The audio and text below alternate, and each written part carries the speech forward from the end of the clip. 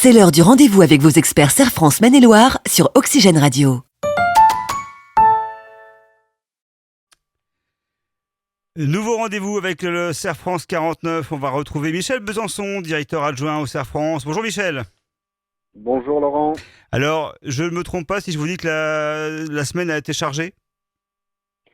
Oui, on a même du mal à imaginer qu'on est vendredi. Comme tous les cabinets d'expertise comptable, clairement, on est confronté à un flux d'appels énorme, des demandes clients effectivement très particulières. Donc oui, tous nos collaborateurs sont sur le pont, certes, agence fermée, mais tous mobilisés en télétravail. On utilise tous les moyens à notre disposition pour répondre aux clients qui sont évidemment dans des questionnements très importants. Des journées chargées et pas spécialement toutes les réponses encore, hein. Alors, pas toutes les réponses, évidemment. On prend les informations au fur et à mesure du temps. On peut dire que quand même tout ce qui concerne l'administration, le gouvernement agit assez vite sur un certain nombre de choses, reprécise au fur et à mesure du temps. Il y a des décrets qui sortent. Il y a pas mal de questions qui ont des réponses au fur et à mesure du temps et je peux dire relativement vite. Après, il y a les mises en œuvre techniques avec les portails de l'administration qui peuvent au départ un petit peu bugger, mais ça se résout au fur et à mesure du temps. On va prendre les choses dans l'ordre, si vous voulez bien. On parle tout d'abord, pour les employeurs, des charges sociales, c'est toujours important. Alors, pour les employeurs, charges sociales, aujourd'hui, les payes de février, il fallait faire la demande. On a pu passer jusqu'au 18 mars, 7 heures du matin pour pouvoir stopper, on va dire, les appels. Ensuite, pour la MSA, de droit, tout a été suspendu, même sans faire les démarches, tous les prélèvements ont été suspendus. Donc tout ce qui concerne les charges sociales de février, pour l'essentiel, ont été suspendues. Celles de mars le seront automatiquement au niveau de l'URSSAF avec un report, donc avril à août. Suspendu et reporté. Voilà. On parle de la TVA, là aussi, c'est un moment important.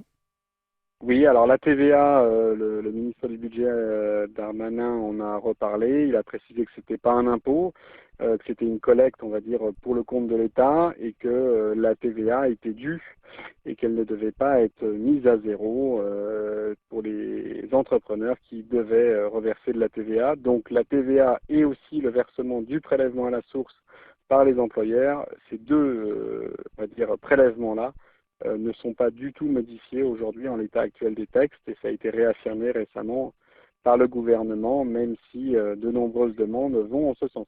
Pour l'instant, pas de report. Pas de report, il faut payer sa TVA. Bon, on poursuit avec des aides quand même, notamment des aides de l'État pour les employeurs. Alors pour je dirais les entrepreneurs, donc les indépendants, eux vont pouvoir bénéficier d'une aide de 1 500 euros.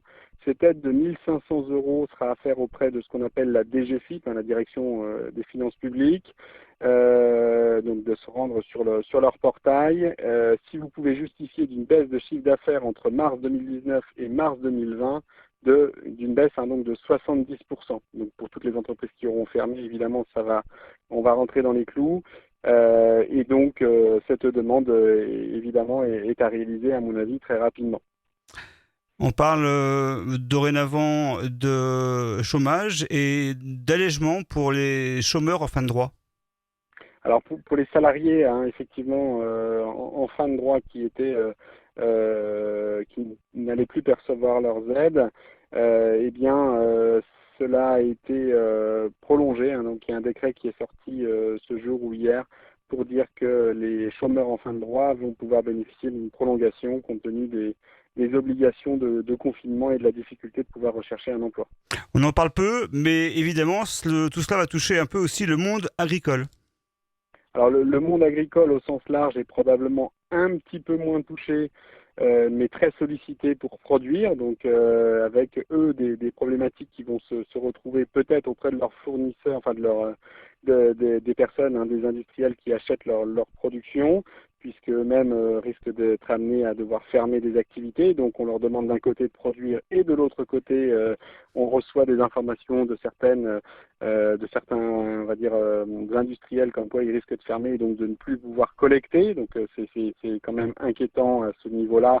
Alors que le ministre de l'Agriculture a bien précisé qu'il était important que les agriculteurs se mobilisent, et ils le font, et on les en remercie.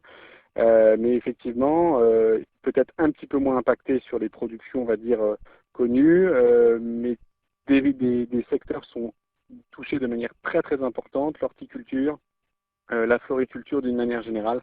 Évidemment, les arrêts d'activité, on va dire, de vente ont entraîné la mise, on va dire, directement à la benne, ce qu'on appelle, donc complètement détruite, ces productions qui ne pourront pas être vendues. Donc avec des gros enjeux sur le questionnement, on va dire, de la contractualisation qui vont arriver derrière. Alors on poursuit on conclut avec le chômage partiel. Ça paraissait plutôt simple en début de semaine, ça se complique un peu.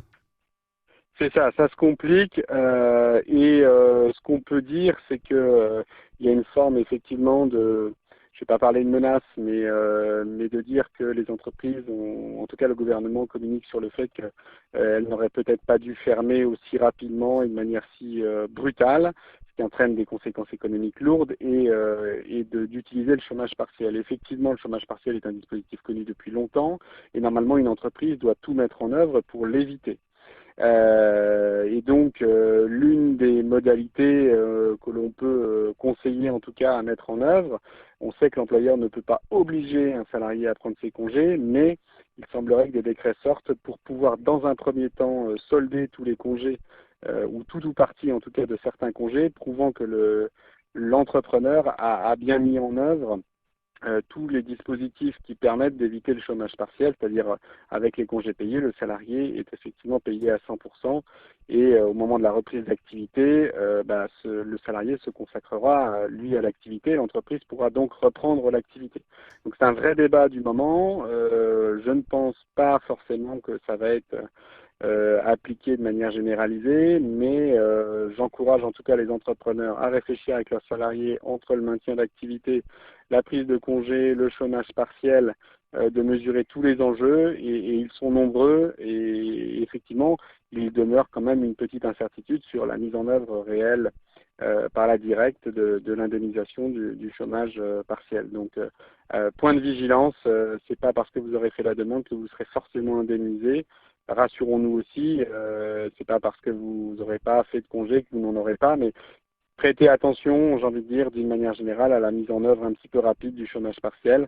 C'est un dispositif qui est effectivement particulier et dans ce contexte-là, je pense qu'il y aura une bienveillance là encore une fois, mais garantissez-vous en tant qu'entrepreneur à ce que effectivement vous ayez mis aussi tous les moyens, on va dire, à votre disposition pour éviter le chômage partiel. Ça sent un peu le rétropédalage quand même. C'est ça, c'est du rétropédalage parce que ça coûte beaucoup à l'État. Hein. Les budgets se comptent en milliards. Là, on est reparti sur des logiques de calcul en milliards et dans un déficit budgétaire qui est en moyenne de 50 milliards par an ces derniers temps. On risque d'être sur des volumes très très très très importants du fait de cette crise. Allez, pour conclure, en tout cas aujourd'hui, vous êtes directeur général adjoint de Serre France 49. Votre vision avec quelques jours de recul, votre état d'esprit, votre opinion sur ce sujet? Mon opinion sur le sujet, c'est que on a une situation, nous, chez Serre France, où j'ai tous les collègues qui sont mobilisés, donc ça, c'est vraiment extraordinaire. Et puis, une preuve d'inventivité en matière techno et nos services informatiques qui répondent présents, et c'est super. Il y a effectivement le respect des consignes sanitaires qui sont, selon moi, plus qu'obligatoire. Vous avez la possibilité de télétravailler, continuer de travailler, parce que je pense qu'on en a besoin. Et puis après, pour les activités effectivement où on doit être sur le maintien, on va dire, des éléments physiques. Protégez vos salariés, mettez en place des dispositifs qui peuvent être peut-être coûteux, mais il sera toujours mieux d'avoir une activité en protégeant vos salariés que l'on vous reproche de ne pas bien protéger vos salariés ou que demain votre entreprise subisse trop fortement les conséquences de la crise. Merci Michel Besançon, on se retrouvera évidemment dès la semaine prochaine pour de nouveaux rendez-vous. Le CERF France est évidemment bien présent et on peut toujours vous joindre. Tout à fait, avec plaisir. Bon week-end.